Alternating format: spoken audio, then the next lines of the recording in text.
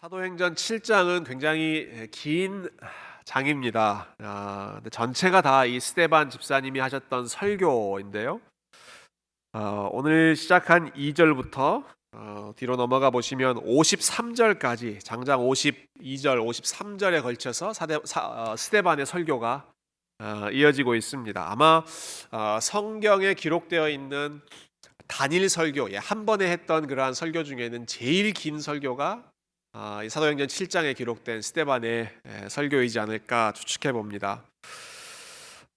오늘 아마 이 본문을 읽으시면서 혹시 지난 몇 달 동안 창세기 성경 공부를 같이 하셨던 분들은 그 모든 내용들이 좀 잘 정리되는 것 같은 그런 느낌을 받지 않으셨을까? 그렇게 한번 기대해 봤습니다. 여러분 좀 그런 느낌이 들지 않으십니까? 아브라함부터 시작해서 마지막 요셉까지 쭉 훑지 않습니까? 저희가 창세기 말씀을 꽤 길게 공부했습니다. 원래 1월 말에 시작해서 3월 초까지 좀 하다가 코로나 발생해가지고 한참 쉬다가 이제 5월 달에 또 다시 온라인으로 시작해서 마무리했는데요. 모여서 또 온라인으로 같이 만나서 했던 시간 생각해 보니까 거의 한 넉 달 가까이 이 창세기 본문 50장까지 내용을 본 것 같아요. 그렇지만 여러분 오늘 읽은 1장부터 16장까지가 창세기 전체 총정리입니다. 스데반 집사님이 정리해주는 창세기 강의, 이렇게 제목을 붙여도 좋을 것 같습니다. 그리고 다음 주에 볼 17절부터 44절까지는 이제 출애굽기부터 신명기까지 총정리, 그리고 그 다음 2주 뒤에 볼 마지막 부분은 나머지 구약 역사 총정리. 그러니까 요 사도행전 7장 한 장에는 구약 성경 전체가 하나의 이 마이크로 파일처럼 정리되어 있는, 집약되어 있는 내용이 이 사도행전 7장이라고 볼 수 있는데요. 왜 그러면 스데반은 이렇게 긴 설교를 했을까라고 하는 질문으로부터 오늘 설교를 좀 시작해 보면 좋겠습니다. 도대체 이 긴 설교를 통해서 스데반이 말하고자 했던 것은 무엇일까? 이런 질문은 우리가 한번 가져봄직합니다. 왜냐하면 조금 전에 말씀드린 것처럼 이 설교 전체가 구약 성경의 역사와 사건들을 요약해 놓은 내용입니다. 그런데 지금 이 설교를 듣는 사람들이 누군가 생각해 보면 지금 이 설교는 산헤드린 공회 앞에서 성전에 모여 있는 지도자들 앞에서 지금 이 설교를 하고 있습니다. 성전에서 계속 일하고 있는 제사장들, 율법을 손으로 달달 베끼고 또 다 외웠던 그러한 서기관들, 종교 지도자들이 지금 다 앞에 서 있는 상황에서 스데반이 그들에게 구약 성경의 역사를 아브라함부터 마지막 성전의 멸망까지 쭉 훑어가는 것이거든요. 이 설교를 듣는 사람들은 구약 성경을 달달 외우는 최고의 전문가들인데 왜 스데반이 그들 앞에서 그들이 너무나 잘 알고 있는 이 구약 성경의 내용을 다시 한번 들려주는 것일까? 그 이유는 그들이 아무리 구약 성경의 내용을 잘 알고 있다고 할지라도 그들이 놓치고 있는 핵심이 있기 때문에, 그들이 구약 성경의 내용을 몰라서 지금 이것을 들려주는 것이 아니라 잘 알고 있는 사람들이지만 그들이 놓치고 있는 핵심, 그리고 그들이 잃어버리고 있는 그 구약 성경의 본질을 이 스데반이 확인시켜주고자 이 긴 설교를 하는 것이죠. 그렇다면 그렇게 들려주고자 했던 구약 성경의 핵심은 무엇일까? 여러분 이 질문을 가지고 오늘 본문의 내용을 한번 살펴보면 좋겠습니다. 1절 보시면 이렇게 시작하죠. 대제사장이 말합니다. 대제사장이 이르되 이것이 사실이냐? 지금 이 상황은 사람들이 스데반을 잡아서 스데반을 고소하고 재판하는 장면입니다. 이때 스데반에게 적용했던 죄의 죄의 이유가 이 스데반이라고 하는 사람이 성전을 회방했다, 성전을 무시했다, 또 모세의 율법을 함부로 여겼다라고 하는 것입니다. 성전을 배경으로 살아가고 있는 유대인들에게, 특히 성전에서 하는 일들로 인하여서 먹고 사는 생계가 달려있는 이 종교 지도자들에게 있어서 성전을 회방했다라고 하는 것은 도저히 간과할 수 없는 가장 큰 문제가 되겠죠. 그래서 그 이유를 이 스데반에게 덮어 씌우면서 고발하는 것입니다. 그리고 그 고발 내용을 다 듣고 대지사장이 묻는 것이죠. 이것이 다 사실이냐? 지금 이 사람들이 하는 내용이 다 사실이냐? 자, 이 질문에 대해서 이제 스데반이 답변을 합니다. 스데반은 단순히 사실이다, 아니다 이렇게 이야기하지 않고 보다 핵심을 설명하죠. 성전이란 과연 어떤 곳인가라고 하는 주제, 그리고 우리가 성전에서 예배하는 그 하나님은 과연 어떤 분이신가? 여러분들이 섬긴다고 하는 그 하나님은 과연 어떤 분이십니까? 라고 하는 그 질문, 가장 본질적인 질문을 가지고 이 설명을 하고 있는 것입니다. 오늘 2절부터 사실은 스데반의 설교 마지막 53절까지의 내용을 우리가 총정리해서 한마디로 요약한다면 저는 이렇게 정리하고 싶습니다. 하나님은 성전에 갇혀 계시는 분이 아니십니다 라고 하는 것입니다. 스데반의 설교의 핵심은 이거였습니다. 하나님은 성전에 갇혀 계시는 분이 아닙니다. 이 말은 성전이 중요하지 않다는 말이 절대 아닙니다, 여러분. 하나님께서 성전을 중요하게 생각하셨죠. 이스라엘 백성들에게 너희는 내가 내 이름을 둔 그곳으로 나와서 예배하라 라고 명령하셨고, 특별히 이스라엘 백성들은 1년에 3차례 반드시 한 주씩 내 앞에 나와서 내 앞에 너희들의 얼굴을 보여라, 꼭 이 자리로 나와라, 성전을 굉장히 중요하게 생각하셨던 분이 우리 하나님이십니다.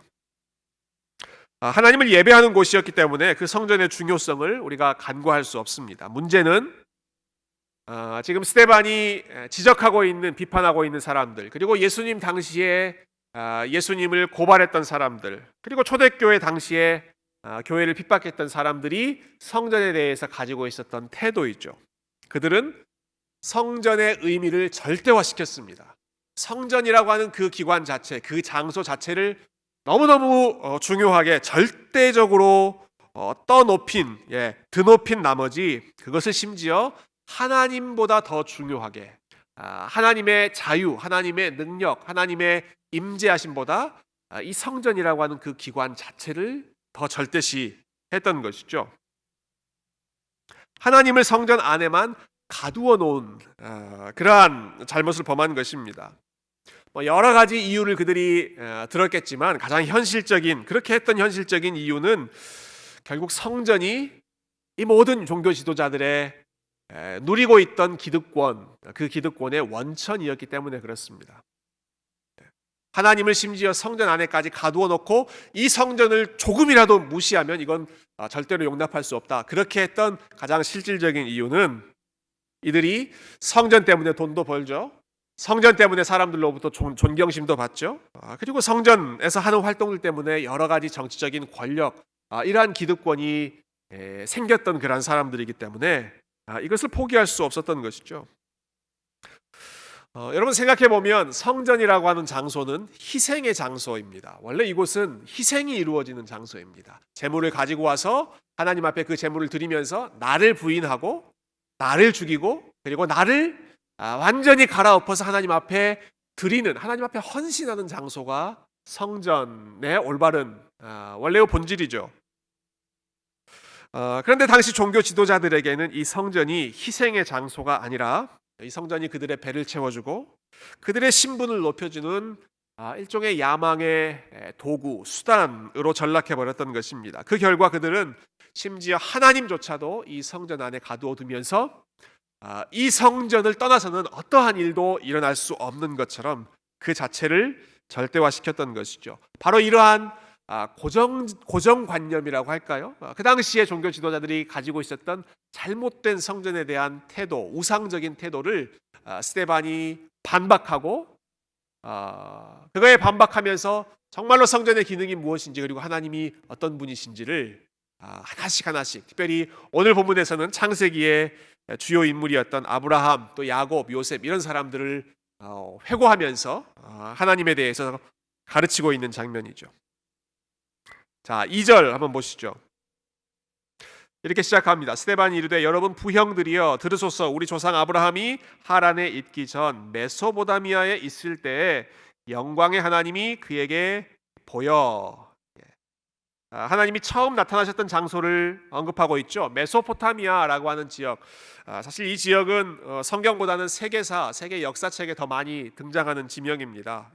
인류 문명이 시작했던 4대 발상지 중에 하나를 메소포타미아 문명이라고 부르지 않습니까?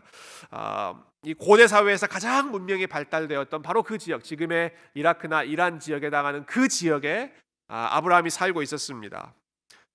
그리고 그 지역의 신들을 섬기면서 아브라함이 살고 있었다. 조상 대대로 그 지역의 신, 다른 신들을 섬기면서 그들이 살고 있었다. 또 여호수아 24장에 보면 그런 설명이 나와 있죠. 그런데 바로 그러한 상황 속에서 이 아브라함이 그러한 이방 신들을 섬기며 그 지역에 물들어 있었을 때 바로 영광의 하나님께서 아브라함에게 나타나셨다.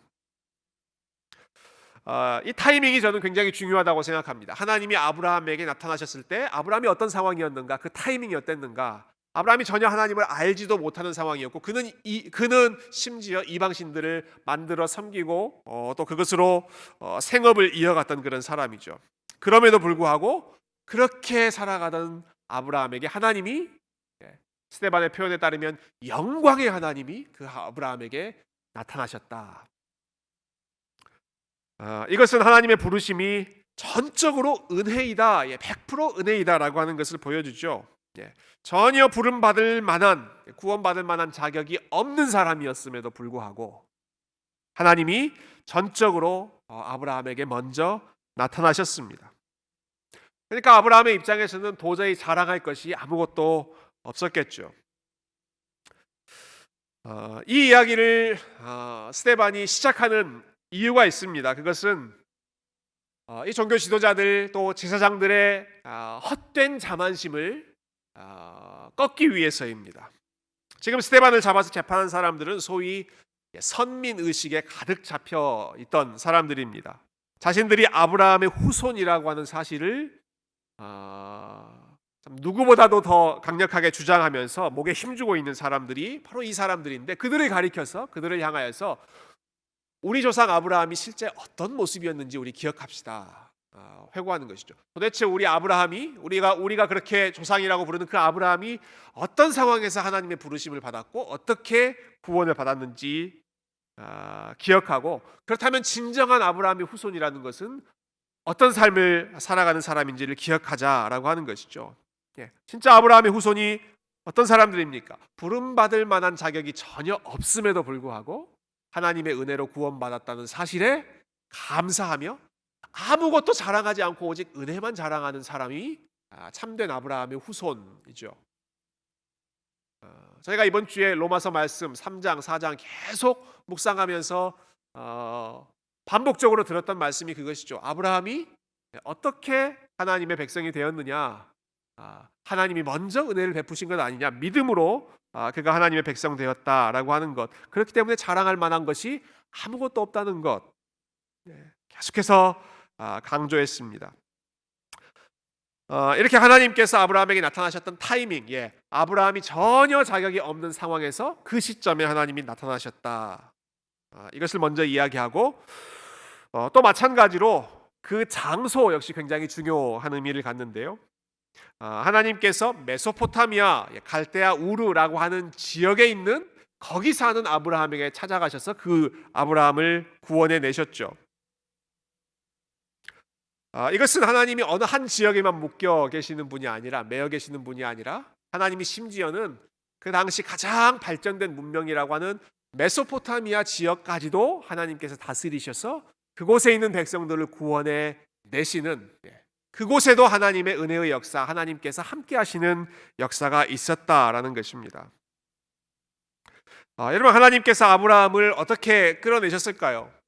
아브라함의 그냥 말씀 한마디 해주시고 아브라함이 그것에 순종해서 나갔을 것이다, 그 배경이 자세하게 기록되어 있지 않기 때문에 그 상황을 정확히 알 수는 없습니다. 그렇지만 충분히 우리가 생각해 볼 수 있을 것 같아요. 여러분, 조상 대대로 오랫동안 하나님이 어떤 분이신지도 알지 못하고 조상 대대로 다른 신을 섬기고 있었던 우상 숭배에 찌들어 있었던 아브라함입니다. 그 아브라함을 끌고 나오셨을 때, 그 아브라함에게 야, 고향 본토 친척을 떠나라 라고 말씀했을 때 아브라함이 순종했다라고 한다면, 저는 그것은 그 아브라함에게 하나님이 얼마나 능력이 있는 분이신지를 여러 가지 방식으로, 비록 성경에는 기록되어 있지 않지만 그가 느낄 수 있는 도저히 거부할 수 없는 그러한 아주 압도적인 방식으로 하나님의 능력을 나타내셨기 때문에 아브라함이 하나님의 손을 잡고 그곳으로부터 끌려 나올 수 있었을 거라고 생각합니다.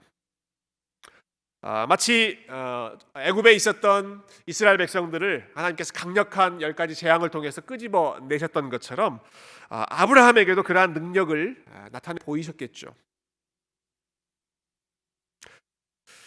즉 하나님께서 이 메소포타미아라고 하는 지역에서도 하나님의 놀라운 능력을 보이시는 분이시다. 이것을 아브라함은 경험했던 것입니다. 그리고 나서 이 아브라함의 가나안 땅으로 인도해 내신 후에도 아브라함은 여기저기 옮겨 다니는 삶을 많이 살았습니다. 이집트로 내려가기도 하고 그랄이라고 하는 우리에게 좀 더 친숙한 지명은 이제 블레셋이라고 하는 그러한 지역으로 또 기근을 피해서 내려가기도 했죠. 그런데 그렇게 낯선 곳에 도착할 때마다 아브라함은 두려웠습니다. 여기에는 하나님이 계시지 않을 것이다. 내가 그렇게 만났던 나를 사로잡으셨던 그 하나님이 이곳에는 계시지 않으실 것이다 하는 마음에 이러저러한 인간적인 방법을 쓰지 않았습니까? 그러나 그럴 때마다 하나님께서 이집트에도 나타나시고 블레셋 지역에도 나타나시고 아브라함이 가는 곳곳마다 따라다니시면서 하나님이 살아계신 분이시라는 것, 하나님이 아브라함과 함께 하시는 분이시라는 것을 수없이 가르쳐 주셨습니다.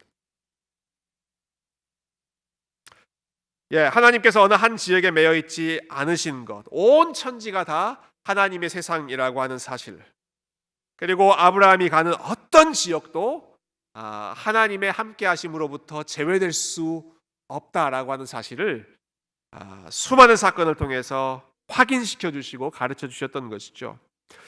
여러분, 그것은 아브라함의 후손이었던 요셉 역시도 마찬가지죠.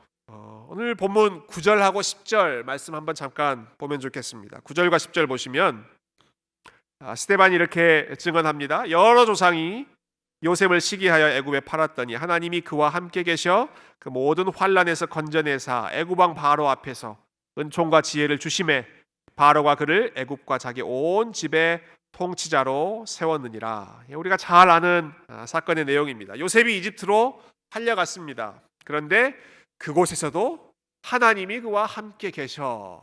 스데반이 이것을 강조하는 것입니다. 요셉이 이집트로 팔려가 있는 그 상황에도 하나님이 이집트에도 함께 계신 분 아니셨습니까? 판문하는 것이죠. 단순히 이집트에 따라가신 정도가 아니라 그곳에서 요셉을 바로 외에는 가장 높은 위치로까지, 이집트의 총리로까지 높이셨던 분이 우리 하나님이셨던 것. 여러분, 이것은 단순히 요셉 한 개인의 영광을 보여주는 것이 아닙니다. 요셉이 참 신실하게 살아서 그만 그 자리까지 올라갔구나, 요셉의 능력이 참 탁월하구나, 그것을 보여주는 것이 아니라 하나님께서 이집트도 다스리시는구나, 하나님이 이집트의 궁정도, 이집트의 감옥도, 또 이집트의 한 개인의 가정도 어떠한 삶에서든지 하나님이 함께 하시면서 요셉의 삶을 결국 높이시는 것, 하나님이 요셉과 함께 하셨고 하나님이 그 지역을 다스리신다라고 하는 것을 보여주는 가장 분명한 증거가 요셉 한 개인의 성공, 그리고 이집트 총리에까지 올라간 그런 사건이죠. 그리고 이 요셉을 통해서 야곱의 모든 가족들이 이집트로 이주했습니다. 창세기에 보면 이 순간에 모든 가족이 이제 이집트로 내려가기 직전에 하나님께서 야곱을 찾아가셔서 야곱의 마음을 안심시키는 장면이 있습니다. 아마 야곱이 좀 불안한 마음이 들지 않았을까 싶어요. 왜냐하면 창세기에 하나님께서 말씀하신 그 지역을 떠나서 여기도 갔다가 저기도 갔다가 하면 여기 가서 고생하고 저기 가서 고생하고 참 어려운 일들을 많이 겪었기 때문에 그 대표적인 경우가 야곱이지 않습니까? 야곱이야말로 참 나그네 생활 오랫동안 겪으면서 고생하지 않았습니까? 그래서 이거 이집트로 내려가도 되는가라고 하는 그런 개인적인 걱정을 했을 때, 아마 고민하고 있었을 때 하나님께서 약속해 주시죠. 너 애굽으로 내려가도 된다. 너의 온 가족 다 애굽으로 내려가도 된다. 왜냐하면 내가 너희와 함께 내려갈 것이기 때문이다. 그리고 때가 되면 다시 너희들도 이곳으로 내가 데리고 돌아올 것이다. 그러니까 걱정하지 말고 내려가라 말씀하신 것이죠. 자, 그 약속하신 말씀처럼 야곱의 온 가족이 여러분 이집트로 내려갔습니다. 그리고 이집트에서도 하나님의 은혜를 경험했습니다. 그리고 야곱은 죽은 후에 또 원래 자신의 고향인 가나안 땅으로 돌아왔습니다. 야곱의 후손 이스라엘 백성들 역시도 하나님께서 정해놓으신 그 기간이 끝난 이후에 모두가 하나님께서 약속하신 그 땅으로 돌아왔죠. 이처럼 창세기에 나와 있던 중요한 사건들을 아주 간단하게 훑어주면서 아브라함과 야곱과 요셉의 생애를 간단하게 정리하면서 이 스데반 집사님이 하고자 하는 말씀은 이것입니다. 그들의 하나님이 과연 어떤 분이셨는가? 하나님은 메소포타미아에도 나타나셨고 가나안 땅에서도 다스리셨고 이집트로 내려갔을 때에도 그들과 함께 하셨고 가나안 땅으로 다시 되돌아올 때도 그들과 함께 하셨던 하나님이셨다.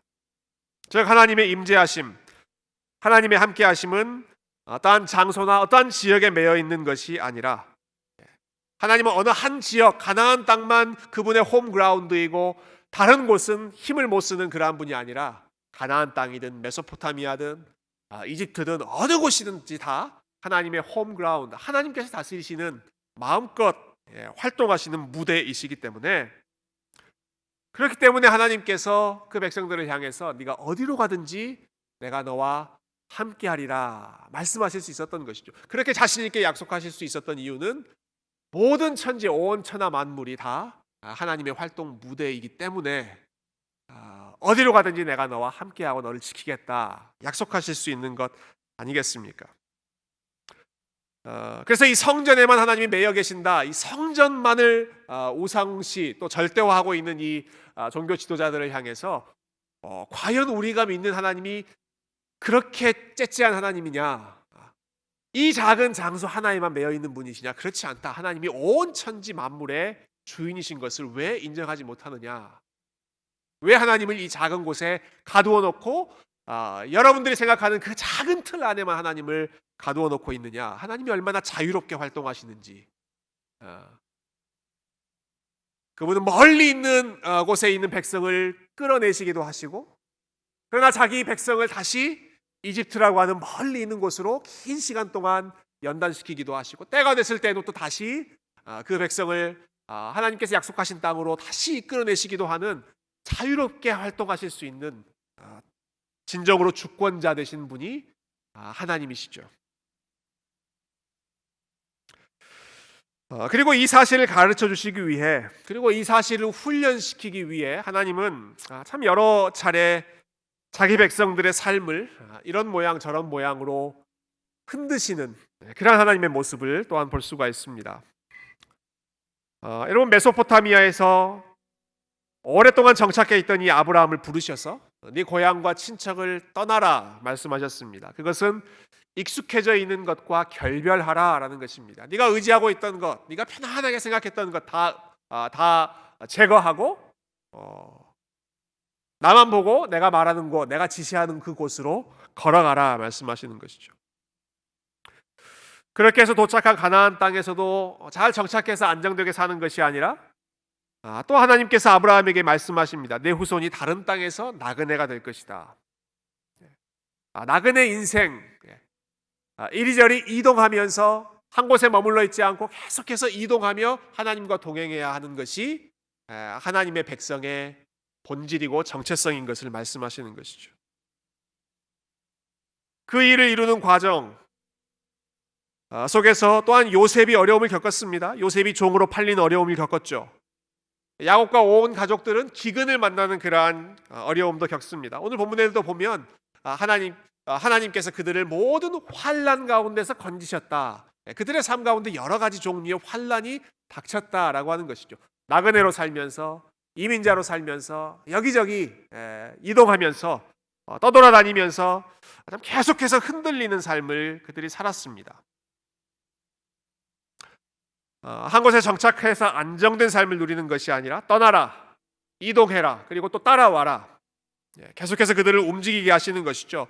이처럼 그들의 삶의 중심을 흔드시면서 익숙하게 생각했던 것들을 떼어내시면서 어떤 말씀에도 순종할 수 있는 순종의 삶을 그 백성들에게 훈련시키고, 아무것도 바라볼 수 없고 의지할 수 없는 상황에서 하나님 한 분만 바라보고 걸어가는 믿음의 삶을 계속해서 그 백성들에게 훈련시켰던 것입니다. 지금 성전 중심으로 안정적으로 또 그것을 기득권으로 여기면서 누리면서 살고 있는 이 종교 지도자들을 향하여서 우리 하나님이 과연 어떤 분이신가? 우리 하나님이 한 곳에 머물러 있는 분이 아니라 오히려 우리를 계속해서 훈련시키고 연단시키면서, 그러나 그 과정 속에서 계속해서 하나님을 더 의지하고 하나님 앞에 더 겸손하고 익숙해져 있는, 거기에 머물러 있는 삶이 아니라 하나님이 부르시는 대로 순종하며 걸어가는, 믿음으로 걸어가는 삶, 모험으로 살아가는 인생이 하나님 백성 아브라함의 후손의 진정한 삶이지 않습니까? 아브라함이 우리의 믿음의 조상이다라고 말했을 때 그게 무슨 의미입니까? 아브라함이 믿음 가지고 갈 바를 알지 못하는 상황 속에서도 하나님만 바라보고 따라갔던 것처럼, 우리도 역시 믿음의 후손으로서 갈 바를 알지 못하는 참 불확실한 삶임에도 불구하고 그저 하나님 바라보고 따라가는 것이 우리의 걸어가는 그런 믿음의 삶이죠 라고 하는 것을 스데반이 가르쳐주고 있고, 그리고 저와 여러분에게 이 말씀을 통해서 다시 한번 들려주고 있습니다. 특히나 요즘처럼 여러분 내일의 상황, 우리가 알 수 없는 이러한 시대에는 더더욱 정말 갈 바를 알지 못하는 것과 같은 막막한 상황이지 않습니까? 참 요즘 같은 때는 참 이 아브라함의 심정을 더 절실하게 느끼는 것 같아요. 또 매일매일 이렇게 쌓아놓았던 양식을 의지하는 삶이 아니라 매일매일 하나님께서 주시는 은혜와 생명과 또 지혜를 의지하며 살아야 했던 그 광야 이스라엘 백성들, 만나만 바라보며 살았던 그 이스라엘의 심정도 참 더 절실히 배우게 되는 시대가 저와 여러분이 살고 있는 지금 이 시대입니다. 그러나 우리에게 익숙한 것이 사라지고 우리의 삶이 흔들리고 우리의 삶이 불안해진다고 할지라도, 여러분 그렇기 때문에 더 하나님을 의지할 수 있고, 그렇기 때문에 우리와 함께 하시는 그 하나님의 손을 더 분명하게 느낄 수 있고, 그렇기 때문에 우리가 이전에 의지했던 것이 아니라 하나님께서 열어주실 그러한 새로운 길, 또 하나님께서 함께 하시는 그 은혜를 의지하며 걸어갈 수 있다면, 여러분 그렇게 믿음으로 걸어가는 삶이 하나님의 백성의 진정한 복된 삶이고 하나님과 동행하는 은혜의 삶인 것을 이런 말씀을 통해서 다시 한번 기억하시기를 소망합니다. 여러분 우리가 걸어가는 삶은 매일매일 하나님을 더 가까이 의지하는 삶이 저와 여러분에게 주신 가장 복된 삶인 줄로 믿습니다. 하나님이 우리와 함께 하신다라고 하는 것이 우리의 최고의 재산이 되고, 그리고 아브라함도 야곱도 요셉도 모든 그 하나님의 백성들을 결국은 하나님께서 그들의 삶을 통하여 하나님이 계획하신 일을 이루셨고 하나님의 영광을 드러내셨고 하나님이 결국은 승리하셨다라고 하는 사실을 우리가 바라보고, 그것이 우리의 믿음 되어서 오늘 우리가 찬양으로도 고백했지만 주님 다시 오실 때까지 나는 그 길을 걸어가리라. 그 길이 어떤 길입니까? 아브라함처럼 걸어가고 야곱처럼 걸어가고 요셉처럼 걸어가고 또 이 말씀을 지금 증거하고 있는 스데반처럼 걸어가고 안정적인 삶을 누리고 있었던 그들 종교 지도자들과 같은 삶이 아니라 흔들리지만 결코 흔들리지 않는 하나님, 그 하나님 붙잡고 그 하나님만 반석으로 그 위에 서서 걸어갈 수 있는, 여러분 그것이 저와 여러분의 복된 믿음의 길, 모험으로 걸어가는 아름다운 믿음의 여정이 될 수 있기를 주님의 이름으로 축원드립니다.